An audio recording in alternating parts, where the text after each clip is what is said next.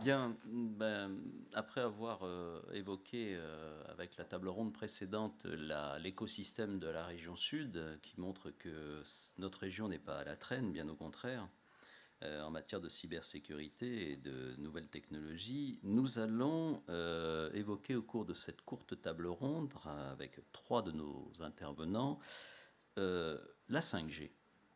Et est-ce que cette 5G est connexe à des problèmes de cybersécurité? Est-ce que les deux sont lieux? Donc avec l'affaire Huawei, hein, pour mémoire, et la lutte acharnée entre les Européens, Chinois, Américains pour imposer leur propre technologie, on sent bien que la 5G, c'est un enjeu de souveraineté numérique majeur, notamment à travers son volet cyber.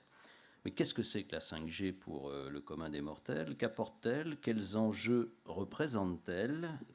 Pour en débattre, j'ai le plaisir d'accueillir à cette table ronde donc Arnaud Brouquier. Arnaud, qui est président d'Anitech, il nous dira ce que c'est qu'Anitech. Étienne Robert, qui est directeur Orange Business Service Sud-Est, merci Étienne, et un inconnu, qui était avec nous sur la table précédente, Frédéric Villanova, qui cette fois va prendre la casquette de Made in Soft. Merci Frédéric, merci à vous trois. Je vais commencer par vous, Étienne, pour que nous comprenions bien de quoi nous parlons. Pouvez-vous, en votre qualité d'opérateur historique, hein, là c'est Orange qui parle, nous dire ce qu'est la 5G? Alors, la 5G, bon, ça fait maintenant effectivement à peu près 15 ans qu'Orange y travaille. Il travaille avec les constructeurs, avec d'autres opérateurs mondiaux, pour finalement la standardiser et définir qu'est-ce qu'on veut mettre à travers ce nouveau réseau, comment on veut le différencier des réseaux précédents. Et dans ce cahier des charges, quand on définit un nouveau réseau, là on travaille déjà sur la 6G, Ah ouais. il y avait deux éléments très important. Il y avait un élément qui était de répondre à un challenge autour de l'efficacité énergétique et donc de regarder comment les réseaux de demain peuvent supporter de plus en plus de trafic tout en consommant moins. Donc ça, c'était un premier enjeu dans le cahier des charges. Et puis, pour la première fois, ce n'était pas le cas des versions, des générations précédentes de nos réseaux, un enjeu entreprise. Et comment servir certains cas d'usage comme le développement très important de l'Internet des objets, comment mieux servir des réseaux avec des flux critiques qui peuvent passer à travers. Et donc ça, voilà, dès le départ, on a commencé à mettre ces éléments-là. Alors maintenant, si on regarde ce qui est en cours de déploiement, hein, on a en France pu ouvrir, là tous les opérateurs ont pu ouvrir en 2020. Aujourd'hui, ce qui est déployé, il faut considérer que finalement que c'est principalement pour répondre à un seul besoin, qui est un besoin à la fois de plus de débit et puis de désaturation des versions et des générations précédentes qui commencent dans les zones denses à être saturées. Donc ça, c'est plutôt, on va dire, tourné vers le grand public ou des usages assez basiques, hein, ce qui est déployé. On appelle ça la 5G NSA. Alors là, on a beaucoup d'experts cyber et sécu, donc il faut faire attention. Ça n'a rien à voir avec nos amis américains. C'est la 5G non-standalone, contrairement à, finalement à la 5G standalone, qui est ce qu'on peut considérer comme la 5G qui va amener un certain nombre d'apports côté entreprise et côté B2B. Et cette 5G standalone, elle existe aujourd'hui dans des environnements privés, quand on va construire, et on en parlera sans doute tout à l'heure avec Arnaud, des réseaux 5G privés. Elle existe déjà sur un certain nombre de sites comme l'Orange Vélodrome, par exemple, à Marseille, mais elle n'est pas déployée à l'échelle nationale, elle le sera à horizon 2023. Et ce qu'elle va complètement changer, là, cette 5G dite standalone, c'est finalement son architecture. On rentre dans un réseau complètement software, très, très différent finalement des versions précédentes où on avait 4-5 constructeurs mondiaux qui fournissaient les services, les Huawei, les Nokia, les Ericsson, les ZTE, et j'en oublie un ou deux.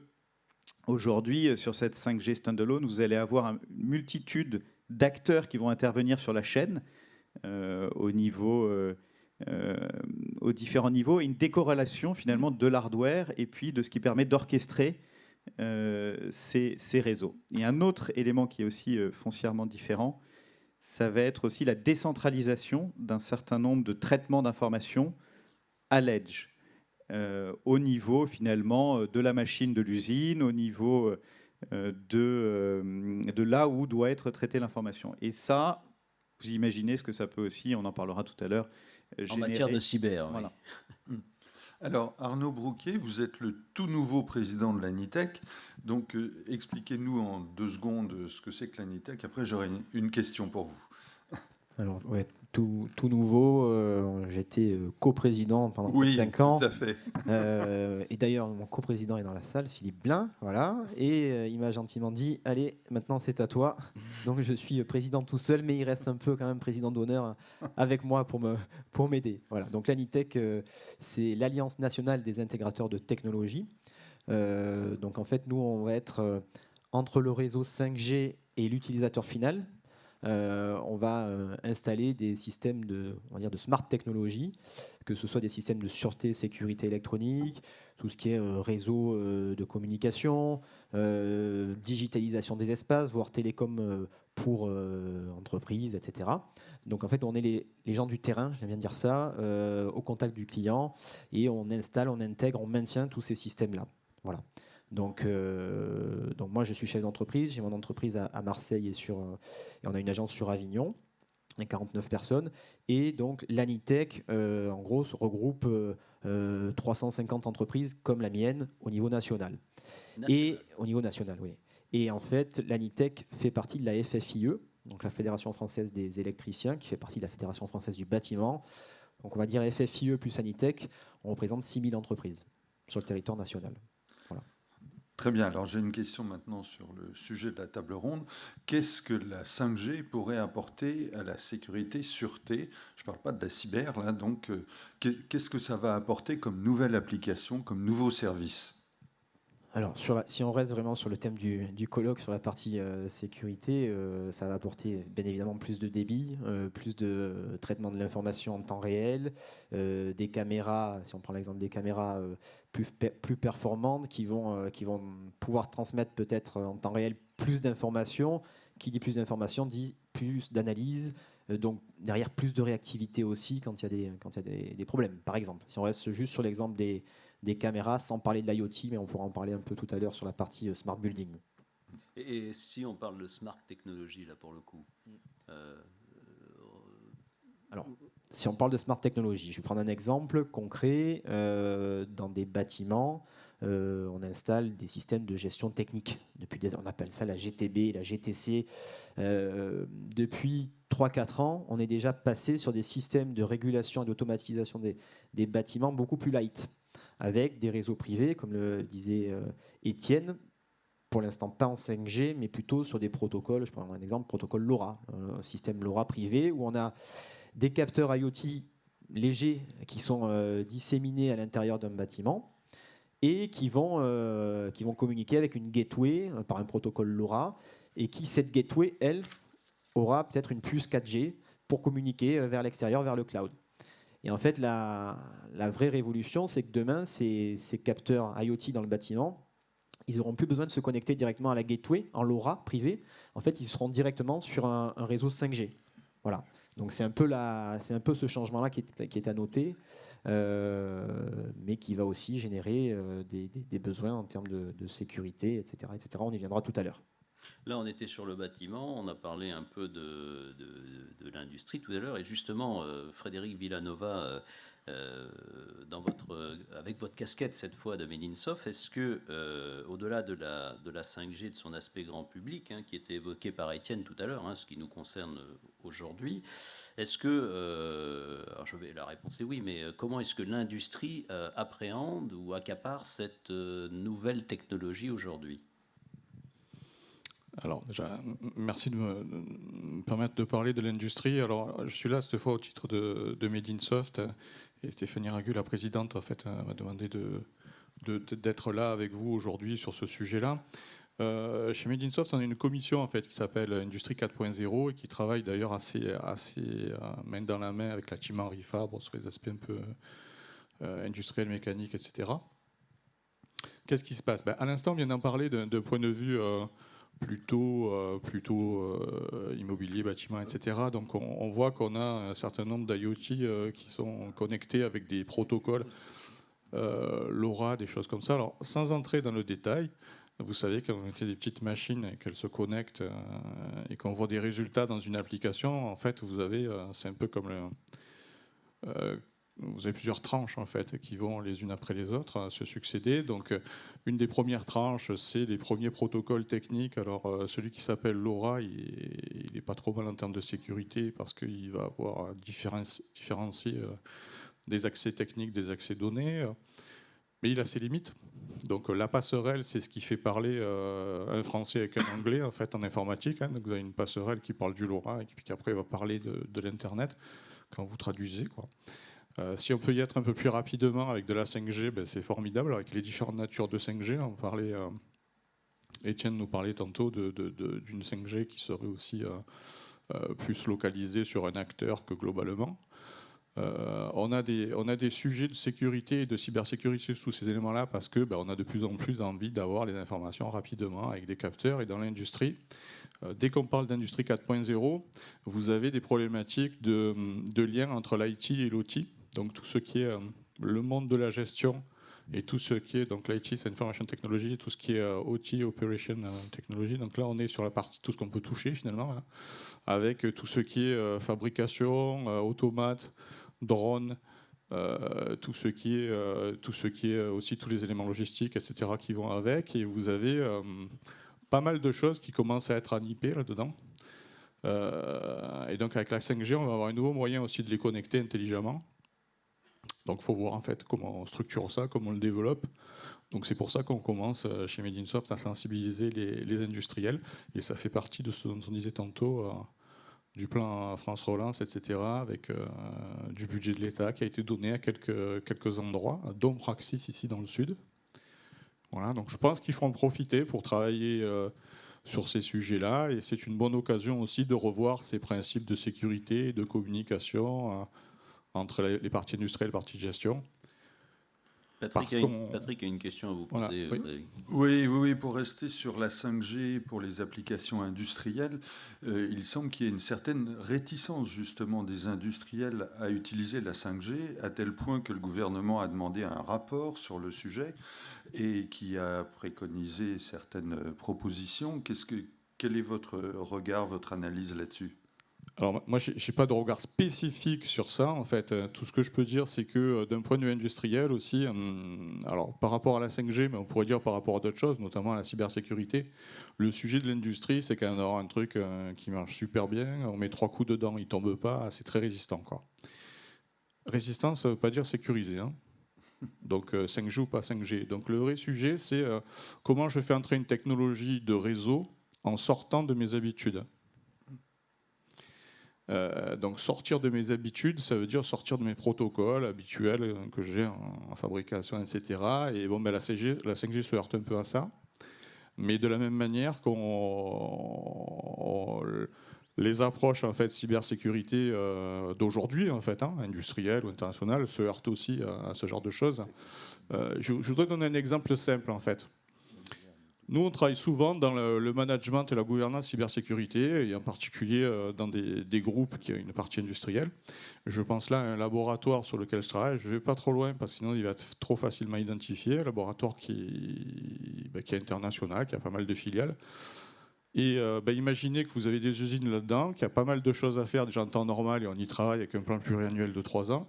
Donc nous, on accompagne plutôt en strat et en management, et un peu en pentest aussi. Mais l'idée, c'est surtout de voir que dans ce groupe-là, non seulement on a tous les problèmes normaux, mais en plus, ils ont 2 usines aux États-Unis, une en Ukraine et une en Russie.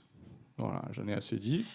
Je vous dis, on est tous au taquet. Moi, je suis en limite de compétences. On travaille, on a des idées, sauf que les idées, le design, c'est bien, mais il faut l'effectivité, quoi. Alors, Et là, Étienne, c'est compliqué. pardon. Donc, Merci. il y a vraiment des Frédéric. sujets à aborder, hein, parce qu'il y a vraiment des problématiques très complexes et on les voit quand il y a la guerre ou quand il y a... Voilà. Étienne Robert, je repose ma question sur l'industrie. Ça vous embête pas qu'il y ait des réticences comme ça sur certaines applications de la 5G? Alors, pour revenir sur le rapport là, de Philippe Herbert, effectivement, qui a été missionné par la ministre de l'Industrie et le ministre du Numérique. Donc, on était associés, on faisait partie des...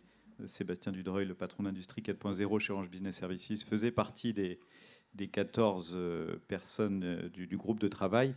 Il y a un sujet qui ressort effectivement du retard de la France en termes de projets 5G industriels par rapport à l'Allemagne où on en a beaucoup moins. Mais il faut le relativiser aussi dans la mesure où on est déjà beaucoup moins industrialisé que l'Allemagne, avec une industrie beaucoup moins transformée en termes de logiciels. Hein. Déjà, toute la révolution 3.0 de l'industrie en France, on est encore dedans. Donc, effectivement, l'Allemagne a migré vers du temps réel, de la 5G, beaucoup plus que nous. Et ils ont pointé un point qui est en train d'être vu autour de l'allocation de fréquences et la capacité... peut-être, et donc l'ARCEP réfléchit à réallouer certaines fréquences privées pour des industriels français et leur permettre peut-être... alors c'est déjà possible, mais aujourd'hui avec un guichet français comme on aime bien les faire, et donc c'est très très long, très compliqué, ça coûte cher, et donc il n'y a pas beaucoup de demandes, donc ils vont revoir ça, et puis revoir aussi la bande de fréquences qu'on pourrait allouer aux industriels, parce qu'il faut, au-delà des fréquences et de la 5G, des industriels qui fabriquent des objets qui soient compatibles 5G à des coûts performants, et c'est pas du tout encore le cas, et c'est pour ça que les réseaux dont on parlait là tout à l'heure, LPWA, que ce soit du LoRa, du Sigfox, ont encore quand même de belles années, ils ont de belles années devant eux. Vous nous parlez d'un souci de fréquence. C'est quelque chose que j'avais évoqué au téléphone avec vous, Arnaud. En fin de compte, il y a une plage, Oui, une plage et les nouvelles technologies viennent s'agréger sur cette plage. Donc, est-ce que ça veut dire qu'il y a des technologies qui disparaissent? Est-ce que ça veut dire qu'il y a des conflits? Alors justement, c'est au niveau national, c'est à l'ARCEP, mais il y a aussi l'ANFR. Donc l'ANITEC est partenaire de l'ANFR, c'est l'Agence nationale de régulation des fréquences. Donc nous, on connaît bien parce que au niveau de l'ANITEC, on a de nombreux, ce qu'on appelle les antennistes historiquement. Donc des gens qui installent des installations d'antennes collectives. Donc on est sur une bande de fréquences bien spécifique. Et ces dernières années, il faut savoir que aussi bien pour la 4G, mais aussi pour la 5G, ça fait déjà 3-4 ans qu'on a retravaillé avec l'ANFR ces plans de fréquences. Quand en fait on a dû repasser sur toutes les installations en France pour réajuster parce que sur la bande de fréquences qui était allouée jusqu'alors à la TNT, il y a une partie qui a été justement récupérée pour y faire passer la 5G. Voilà, donc ça fait 3-4 ans qu'on essaie sur ces sujets-là de plan de fréquences. Et donc ça, c'est vrai qu'on raisonne sur des diffusions vraiment sur une zone géographique très importante. Et ce que dit Étienne, c'est que la 5G va diffuser de manière beaucoup plus locale. Donc on va peut-être aussi pouvoir allouer des bandes de fréquences bien spécifiques pour une industrie. Mais c'est vrai qu'il faut qu'on s'habitue. Enfin, la France n'est pas encore habituée à tout ça.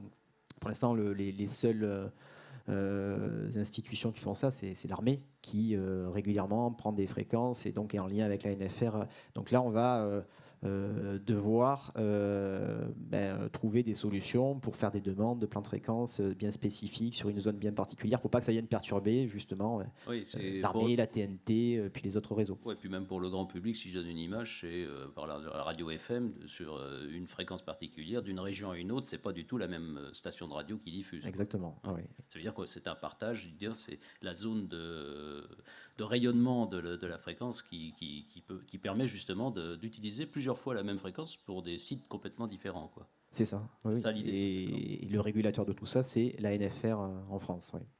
D'accord. L'autorité vraiment qui régit tout ça. Et donc là, je repasse la parole à Frédéric.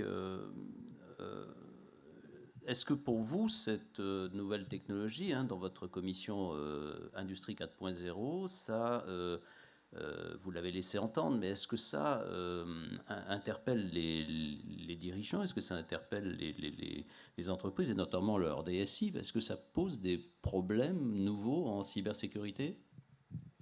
Alors, d'abord, ce que j'aimerais dire, c'est que chez Medinsoft, cette année, on a décidé de pousser la commission industrie à faire un certain nombre de réunions sur un certain nombre de sujets.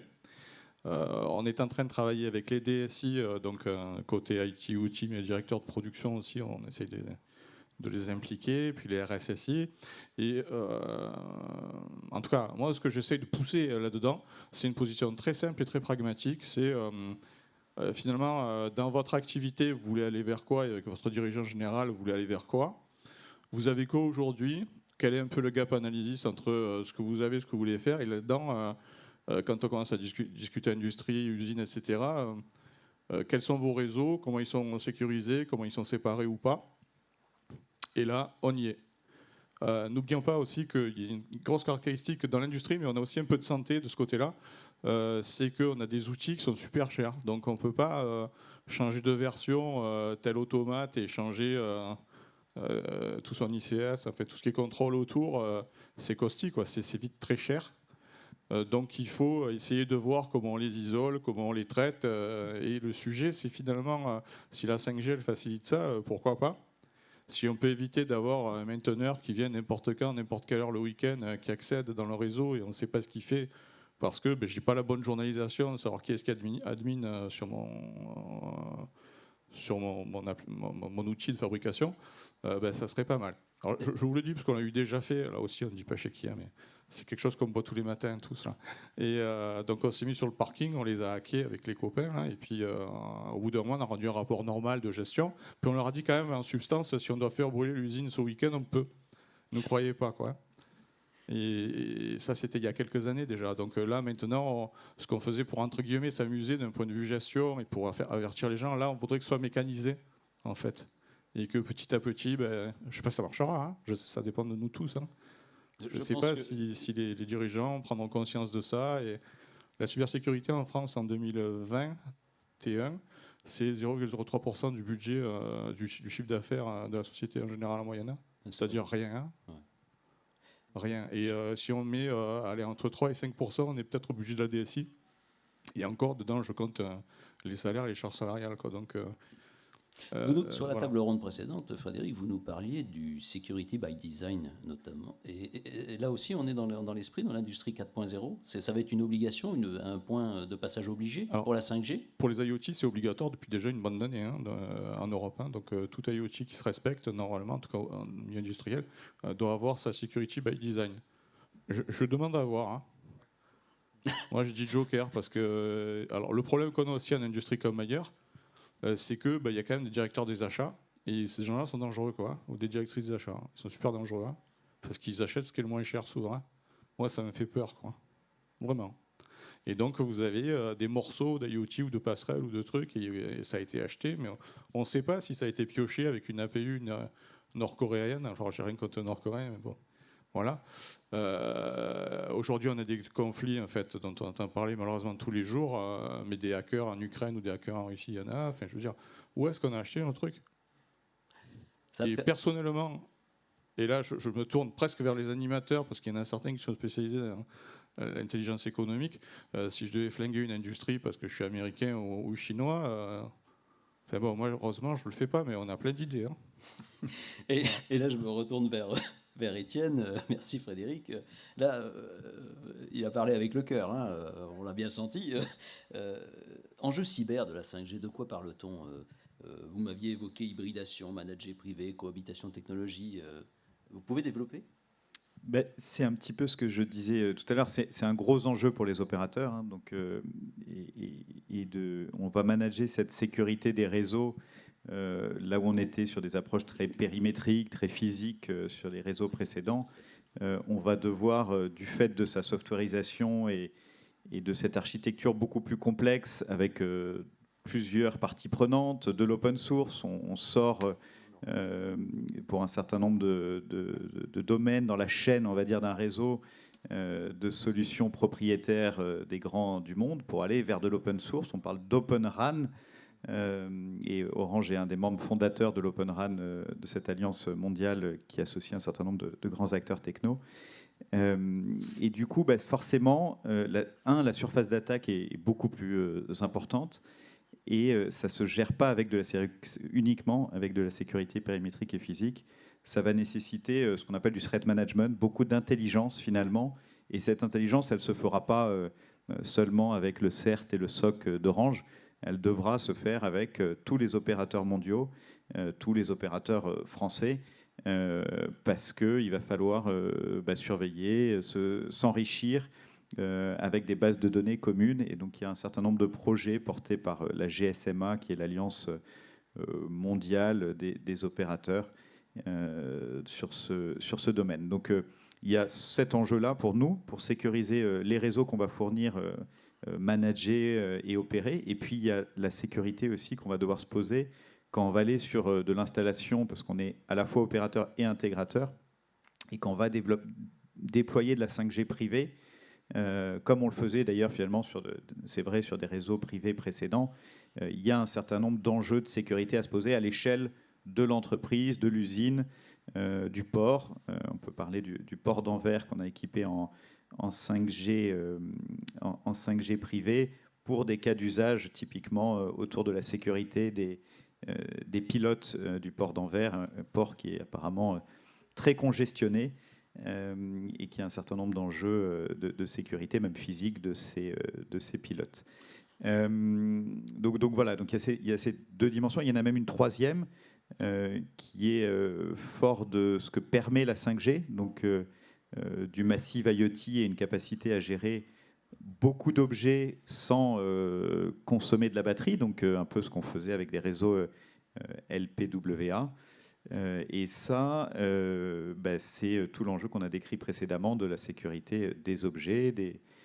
On a vu les botnets Mirai en 2016 prendre la main sur des milliers d'objets dans le monde et faire tomber des acteurs importants dans l'infrastructure française, mais pas que.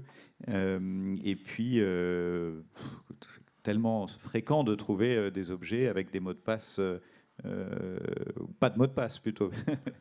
Et puis on sait que voilà, ces botnets, ils scannent tous ces objets en permanence dans le monde. Et donc c'est une vraie porte d'entrée qu'on introduit dans un certain nombre d'écosystèmes.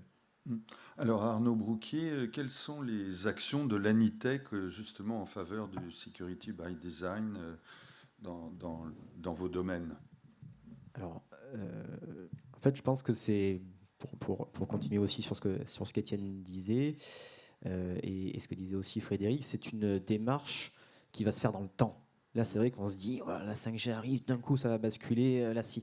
Bon, je pense que ça va se co-construire entre, en effet, les opérateurs, les intégrateurs et aussi des clients qui vont aussi avoir des besoins qui vont émaner au fil du temps. Et on va adapter nos solutions. C'est ça qui va être sympa avec la 5G et l'IoT, tout ça. C'est qu'on va vraiment pouvoir faire encore plus de sur-mesure et de répondre à des besoins spécifiques. Et donc, sur le plan sécuritaire, je pense que c'est une démarche qui va être aussi co-construite avec les opérateurs et aussi avec les intégrateurs comme nous. Donc nous, on travaille sur la notion de cybersécurité et de RGPD. On a sorti un guide. L'Anitech a rédigé un guide avec le CNPP. Il a été le CNPP, donc c'est l'organisme qui délivre les certifications APSAD. Il est présent sur le salon d'ailleurs. Il est tout à fait. Ouais, vous pouvez le prendre, le lire sur votre table de chevet. Mais il y a la sécurité du réseau qu'il va falloir bien sûr renforcer, et il y a aussi la sécurité, comme le disaient mes collègues, sur les équipements qu'on va déployer chez nos clients. Et en fait, ce qu'on met en avant, nous, c'est bien sûr de travailler avec des fabricants, de sélectionner au maximum des fabricants qui respectent, parce qu'on n'est pas l'Anitech, on n'est pas des fabricants, on est vraiment des intégrateurs. Donc on va choisir les meilleurs produits, les meilleures solutions qui sont sur le marché, si possible françaises, européennes, bien évidemment, mais on ne peut pas toujours le faire aujourd'hui, malheureusement. Donc il y a une sélection qui est faite, et derrière, il va falloir aussi travailler en amont. le plus possible. Donc on pousse, nous, pour être présents sur des projets dès la partie conception-réalisation et pas d'arriver à la fin où on se retrouve devant le fait accompli, où on se retrouve avec un bâtiment, je ne vais pas le citer parce que ça va agacer mon voisin de droite, mais un bâtiment non, mais qui est équipé et qui est riche de technologie, mais ça n'a pas été suffisamment pensé en amont.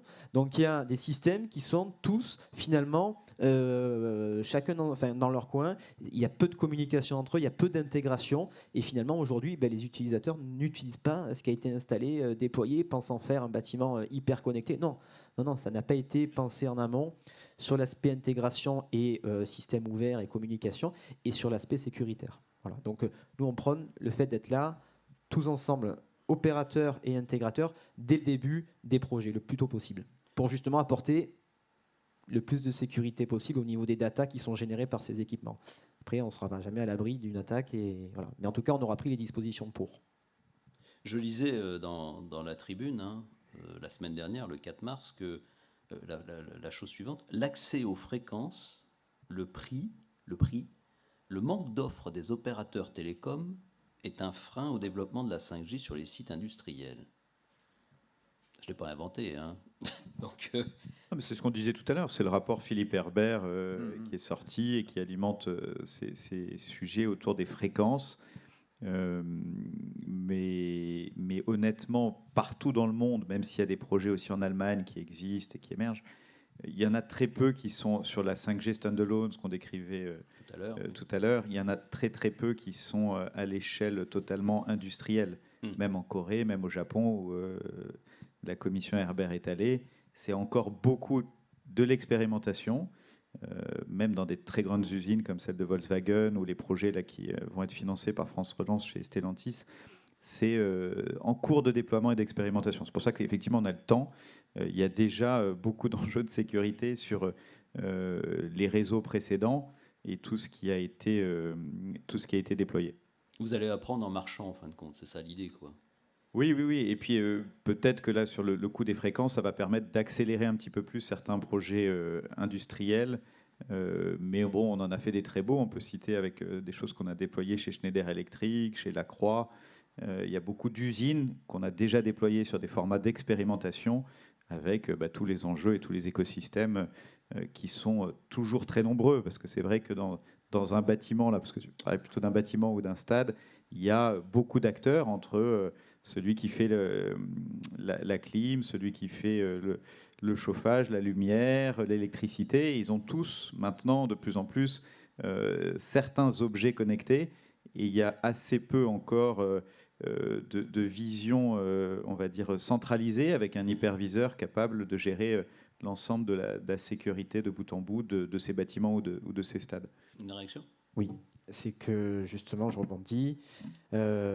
Pour nous, l'évolution du métier d'intégrateur, qui est le nôtre aujourd'hui, va forcément, avec le développement de la 5G et de tout ça, aller vers un métier, alors on essaie de le définir comme ça aujourd'hui, d'opérateur local de services numériques. Une sorte de direction technique du numérique externalisée pour le compte des clients, une sorte de facility manager du numérique, mais en gros quelqu'un qui va, enfin une entité qui va pour le compte d'un bâtiment ou de plusieurs bâtiments être vraiment l'interface entre les systèmes électroniques déployés et informatiques et le cloud, les réseaux, etc. Voilà. Quelqu'un qui sera là pour piloter, administrer, ouvrir des ports, pour assurer la sécurité du réseau et des équipements au quotidien, etc. Voilà. Donc nous, on croit là-dessus. Vraiment, on est en train de rédiger un guide aussi qui va sortir d'ici un mois sur l'avenir de cet opérateur local. Donc c'est pas un opérateur 5G, c'est une sorte d'administrateur réseau, on va dire. Local, et cette notion de proximité qui est importante. On se rend compte que nos clients ont besoin de proximité, de réactivité, de services numériques. Voilà. Mais merci messieurs. Est-ce qu'il y a des questions dans la salle sur ces questions de nouvelles technologies apportées par la 5G service? Non. Bah, écoutez, merci messieurs, vous étiez très clairs. Une question. Si. Attends, il faut... Attendez, j'apporte le micro. Bonjour Hervé Lejouan. Merci. Sur les réseaux, justement, sur les bandes de fréquences 5G spécifiques, est-ce que ça résoudrait pas en partie, du moins, des enjeux de sécurité? Parce qu'aujourd'hui, on sait bien que finalement, l'Internet, tout le problème, c'est l'interconnexion de tout. Et est-ce que demain, justement, l'octroi de nouvelles bandes qui permettraient des usages privés et de sécuriser justement des sites industriels ou des sites de type centrale nucléaire ou autre chose, ça ne permettrait pas de déployer la 5G de façon sécurisée parce que justement, le réseau lui-même ne serait pas connecté ou du moins déconnecté du monde extérieur? Alors, j'ai peut-être un élément de réponse, en fait. Effectivement, ce type d'action, en fait, qui est physique, finalement, c'est très intéressant parce que ça va permettre de limiter la partie physique du risque, etc., qu'on peut avoir à introduire ces nouvelles technologies. Ceci dit, si on regarde un peu globalement, et à juste titre, vous parlez d'interconnexion de réseaux, donc il y a différents types de réseaux. Et puis pensez aussi que s'il y en a un qui marche, il me faut un backup. Donc je vais schtroumpfer d'un truc et je vais peut-être schtroumpfer un autre protocole à côté. Il faut penser globalement en fait ces choses-là, et c'est très bien si on peut sécuriser à travers l'octroi de fréquences radio en fait dédiées, parce que c'est vrai qu'on en a besoin pour développer l'économie. N'oubliez pas aussi qu'on a des concurrents américains qui sont quand même vachement en avance, et c'est super que Orange, etc., et les intégrateurs soient là-dedans pour nous défendre. Parce que si vous allez voir, je ne sais pas, des référentiels comme la série des NIST 800, vous en avez certains qui sont sur la partie cybersécurité des IoT industriels. Et c'est très intéressant. Sauf que si on veut le faire comme il faut, on va voir apparaître la 5G, mais d'autres choses qu'il va falloir agencer et mettre en place. Et on n'y a pas suffisamment travaillé peut-être. Les autres le font, quoi. On n'en a pas un besoin urgent si on est dans l'absolu, mais on n'est plus dans l'absolu avec les Russes et les Ukrainiens qui voilà. Et puis la guerre économique aussi. Hein. Donc là, en fait, une des idées pour peut-être pour la suite, c'est aussi de songer à la dette qu'on a techno, et bon, nous on est plutôt management et gouvernance, et nos collègues là ils sont plutôt vraiment dans l'offre en fait 5G puis ce qu'on met autour, mais quelle est la dette que l'on a et comment on peut faire pour travailler dessus, d'être techno, d'être managérial, et voilà, combien de temps ça va nous prendre, et puis il faut faire tous ensemble, là, faut pas, il n'y a pas de gros bras là, il faut le faire tous ensemble. Hein. Merci Frédéric, merci. Très bien. Merci messieurs pour Merci. votre participation, cette table ronde riche aussi, comme celle que toutes les tables sont vraiment composées d'experts qui nous apportent leur plus-value. Merci pour votre participation. Je te laisse la parole, Patrick, pour présenter ce qui suivra cet après-midi. Voilà, donc je vous donne rendez-vous ici même à 14h pour 2 tables rondes sur l'intelligence artificielle appliquée à la sécurité. Une sur les applications et l'autre sur plutôt la réglementation et le respect de la vie privée. Et puis enfin, une 3e table ronde à 16h sur la sécurité des grands événements, avec évidemment la perspective de la Coupe du Monde de rugby l'année prochaine et les JO l'année suivante. Merci à tous et bon appétit.